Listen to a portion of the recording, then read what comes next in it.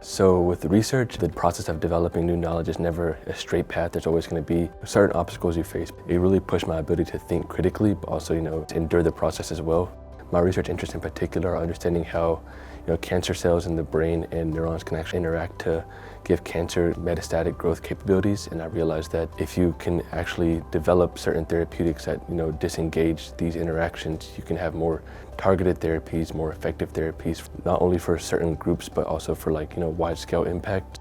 I volunteer at the Good Samaritan Clinic off campus, which is a clinic for uninsured individuals in Western Alabama. And I realized that through this process that the things that I may take for granted when it comes to accessibility to healthcare or even other opportunities, individuals may find that as a dire resource. So whenever I was seeing not only the joy on their face, but how thankful they are just to be able to get access to certain healthcare, reaffirmed my desire for being a physician, joining the medical field.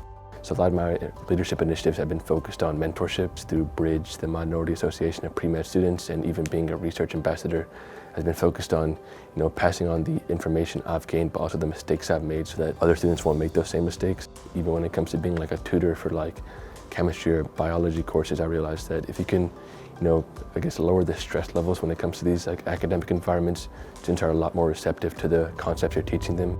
A lot of my work has kind of been, behind the scenes, whether that's being a tutor or even these mentorship initiatives where I'm not necessarily on the front lines, but seeing that, my impact in my work here at UA has been valued is something I'm, definitely thankful for. Of course, my interest and my goals are important to me, but, being reasonable to others, but also considering others is something I find very important. If you leave the door open for other people, it makes it a lot easier for them to achieve the same goals that you have.